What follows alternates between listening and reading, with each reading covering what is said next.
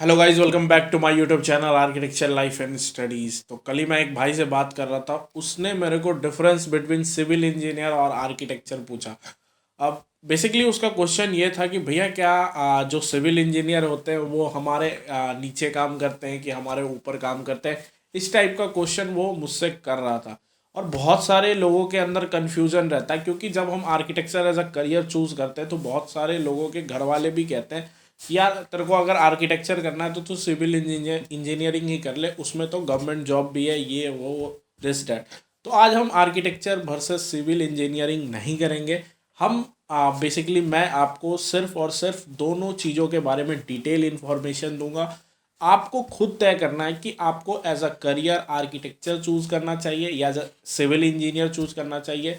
या फिर बहुत सारे भाई हमारे यूट्यूब चैनल पे भी वो है जो अभी फ्रेशर आर्किटेक्ट है, मतलब अभी तुरंत आर्किटेक्चर ज्वाइन किया है उन्होंने, architecture as a career first year में ज्वाइन किया है। तो वो भी इस वीडियो को अच्छे तरीके से देखें, उन्हें समझ में आएगा कि सिविल इंजीनियर का क्या वर्क रहता है किसी भी बिल्डिंग को क्रिएट करने में, या फिर आर्किटेक्ट का कितना काम रहता है।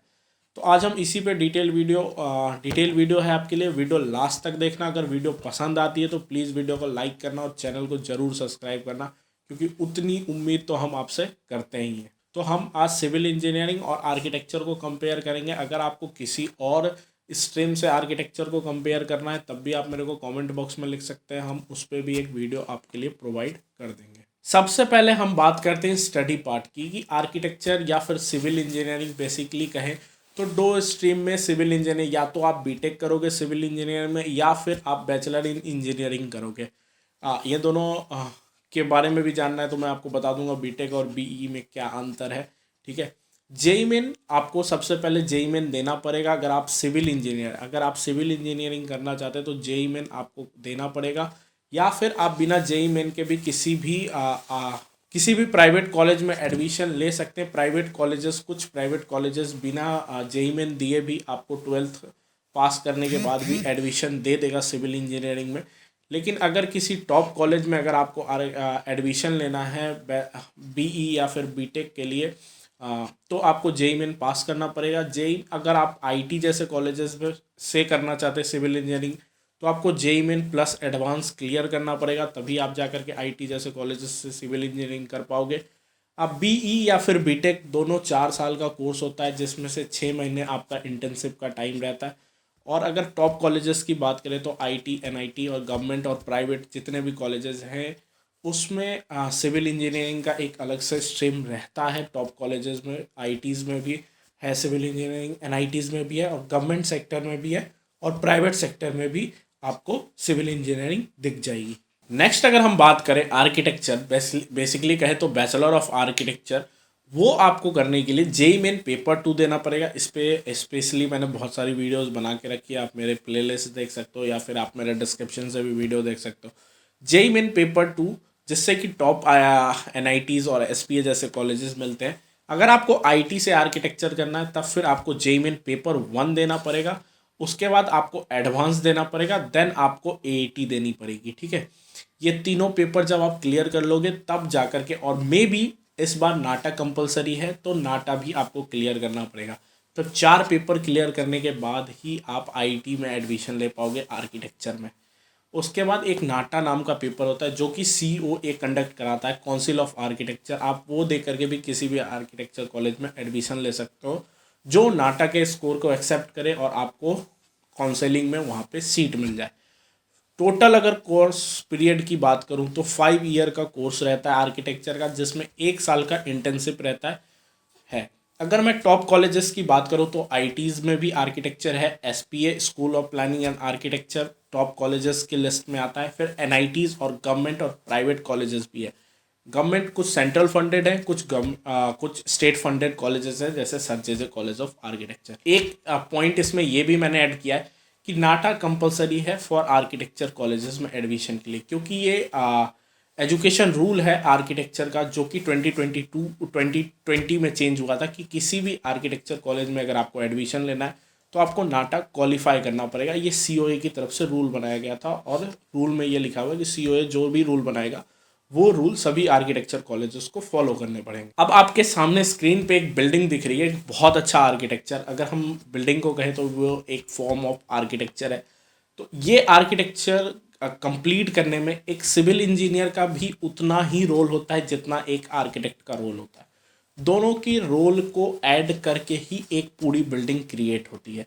आप अगर सिविल इंजीनियर को साइड कर देंगे तो भी एक बिल्डिंग कंप्लीट नहीं हो पाएगी, या फिर अगर आप एक आर्किटेक्ट को साइड कर दोगे तभी आप एक बिल्डिंग नहीं क्रिएट कर सकते। तो दोनों का रोल जो होता है वो ऐड करके ही एक बिल्डिंग क्रिएट होती है। अगर हम बात करें एक कंप्लीट प्रोजेक्ट पे, एक कंप्लीट प्रोजेक्ट पे बहुत सारे टाइप्स ऑफ इंजीनियर की ज़रूरत पड़ती है और बहुत सारे टाइप्स ऑफ वर्क्स की ज़रूरत पड़ती है।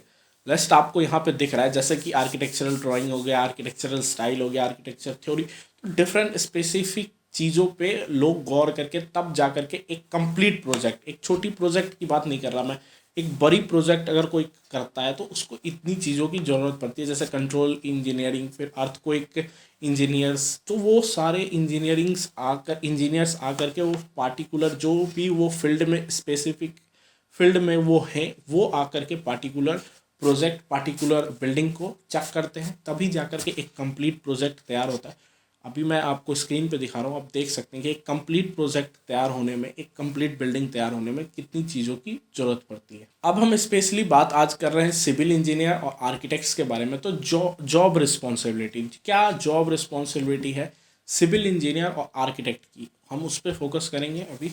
सबसे पहले हम बात करते हैं सिविल इंजीनियर की। तो सिविल इंजीनियरिंग का जो काम है, सिविल इंजीनियर का जो काम है वो टेस्टिंग द बिल्डिंग मटेरियल। अब किसी भी बिल्डिंग मटेरियल, किसी भी जगह पे बिल्डिंग बन रही है, उस पार्टिकुलर जगह पे कौन सा मटेरियल यूज़ हो रहा है, उस मटेरियल की स्ट्रेंथ कितनी है, क्या चीज़ है, वो चेक करने का पूरा काम जो होता है वो सिविल इंजीनियर करता है। अगर किसी प्रोजेक्ट पे, जैसे सेकेंड पॉइंट जो हमारा है, अगर किसी प्रोजेक्ट का वे ऑफ रिस्क, अगर हम किसी जगह पे कोई पुल बना रहे हैं या फिर कोई स्ट्रक्चर तैयार कर रहे हैं, वहाँ पे जो सॉइल की स्ट्रेंथ या फिर किसी भी चीज़ की स्ट्रेंथ कितनी है, वो जो पार्टिकुलर प्रोजेक्ट है वो वहाँ अगर कंस्ट्रक्ट हो रहा है तो उसमें कितना रिस्क है कि वो प्रोजेक्ट फेल ना हो, ये सारी चीज़ें भी चेक करने का काम जो होता है वो होता है सिविल इंजीनियर का। वही चेक करेगा कि पार्टिकुलर जगह पे जा कर के कि वहाँ पे जो प्रोजेक्ट का रिस्क है वो कितना है।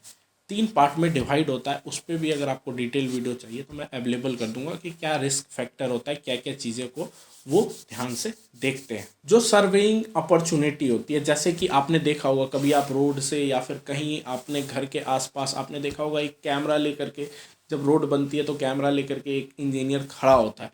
तो वो जो अपॉर्चुनिटी होती है पार्टिकुलर प्रोजेक्ट की जगह पे जा कर के, बेसिकली कहें तो साइट पे जा कर के जो सर्वेइंग का काम होता है, वो भी अपॉर्चुनिटी किसी को दी जाती है तो वो सिविल इंजीनियर को दी जाती है, क्योंकि उन्हें उसी सब चीज़ों के बारे में शुरू से पढ़ाया जाता है उनके 4 साल के एजुकेशन पीरियड में। मेंटेनेंस और इंफ्रास्ट्रक्चर, जैसे मेंटेनेंस, क्या मेंटेनेंस लगेगी उस पार्टिकुलर प्रोजेक्ट को बनाने में, जैसे इंफ्रास्ट्रक्चर, जैसे मशीन्स वगैरह, कौन से मशीन्स का यूज़ किया जाएगा, उसकी कॉस्टिंग कितनी होगी, ये सारी चीज़ें जो इंफ्रास्ट्रक्चर और मशीन्स का, उसका भी पूरा जिम्मेदारी अगर किसी के ऊपर होता है तो वो होते हैं सिविल इंजीनियर, उनका काम यह है ये सारी चीज़ें करना। अब जो पार्टिकुलर आर्किटेक्ट जो डिज़ाइन उन्हें प्रोवाइड करता है, उस डिज़ाइन के अकॉर्डिंग उस पार्टिकुलर बिल्डिंग को स्टैंड करने का काम, उस पर ध्यान देने का, उसको ठीक करने का काम, उस पार्टिकुलर बिल्डिंग को खड़े करने का काम जो होता है वो भी एक सिविल इंजीनियर का होता है। उसमें जो स्ट्रक्चर्स यूज़ होंगे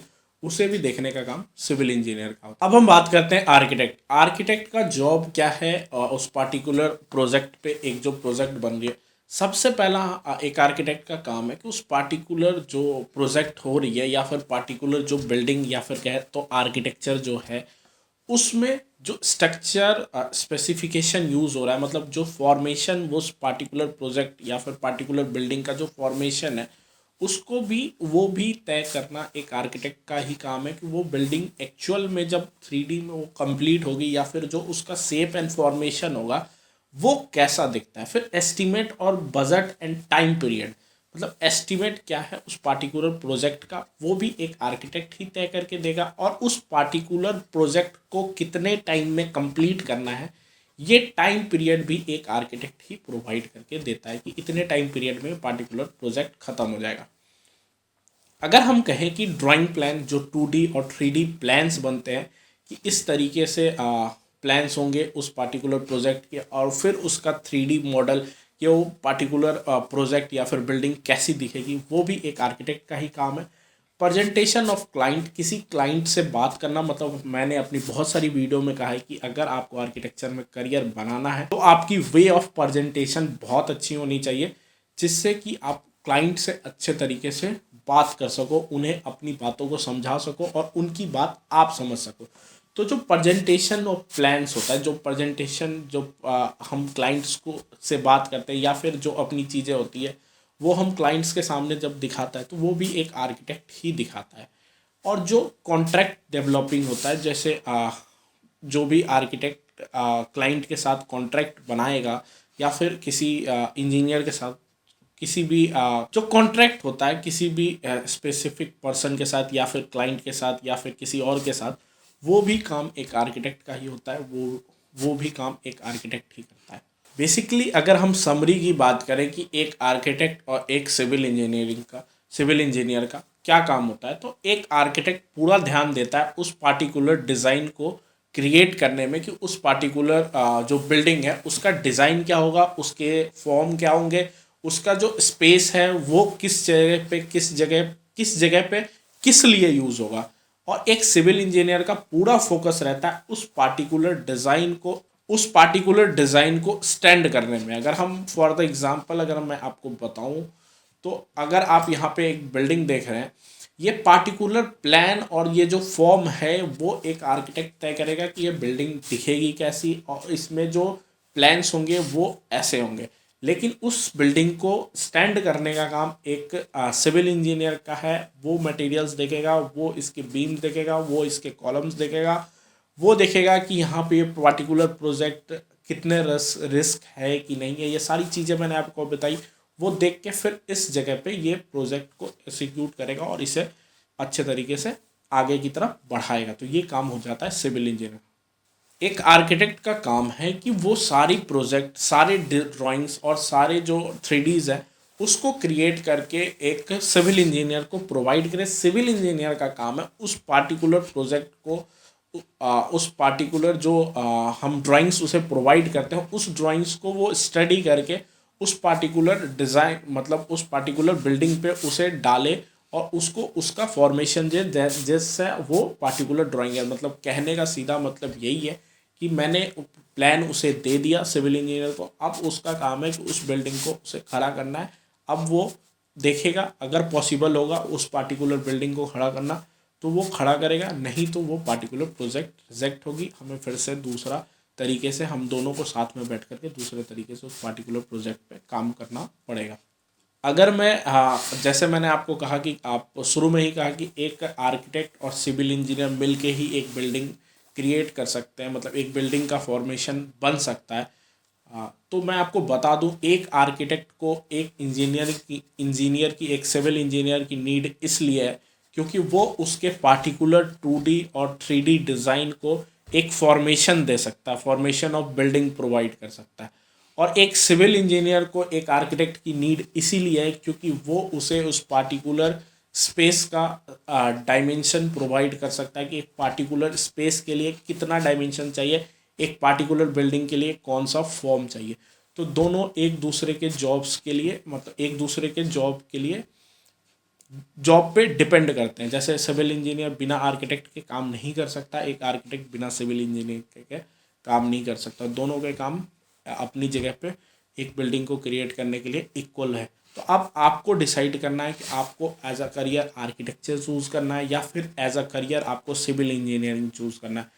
देखो, अगर आपकी फील्ड, आपको डिज़ाइनिंग फील्ड में ज़्यादा इंटरेस्ट है कि आप डिज़ाइन करना चाहते हो, आप ऐसा फॉर्मेशन क्रिएट करना चाहते हो, आप फॉर्म क्रिएट करना चाहते हो, आप स्पेसेस यूज़ कर सकते हो, आप स्पेसेस की सही यूज़ करना चाह सकते हो, तब आपको architecture as a career choose करना चाहिए। अगर आप स्ट्रक्चर और फील्ड वर्क चूज़ करना चाहते हो कि मैं फील्ड पे जा कर के काम करूँ, मैं बिल्डिंग जहाँ पे साइट होगा साइट वर्क करूँ, सर्वेइंग वगैरह करूँ ज़्यादा, तब आप civil engineer as a career choose कर सकते हो। तो ये टोटली आप पे डिपेंड करता है। मैंने डिफरेंस बता दिया है आपको, आप वीडियोस को फिर से पॉज करके या फिर रिवाइंड करके सारी चीज़ों को देख सकते हो। आपके स्क्रीन पर सब कुछ दिख रही थी, ठीक है। जो भी है, जो भी क्वेश्चंस आ रहे थे मेरे को कि सिविल इंजीनियर ज़्यादा ऊपर है कि आर्किटेक्ट ज़्यादा ऊपर है, मैंने उन्हें यही बताना चाहा है कि देखो दोनों के जो वर्क हैं वो सेम है। अब आप पे डिपेंड करता है कि आप एज अ करियर क्या चूज़ करना चाहते हो। अगर आपको वीडियोस पसंद आती है तो प्लीज़ चैनल को सब्सक्राइब करना और बेल आइकन ज़रूर बजाना, क्योंकि आगे भी हम जेईई मेन और पेपर 2 और नाटा पे डिटेल्स वीडियोस अवेलेबल करते रहेंगे। जैसे ही पेपर्स के डेट आ जाएंगे मैं आपको एप्लीकेशन फॉर्म्स के भी बारे में बता दूंगा। और हाँ, हमारी क्लासेस भी स्टार्टेड है और रेगुलर मैं बीच बीच में गैप करके हर वीक में एक क्लास लाइव सेशन आपके लिए अवेलेबल कर देता हूँ नाटा 2022 के लिए। वो रेगुलर आपके लिए अवेलेबल होती रहेगी।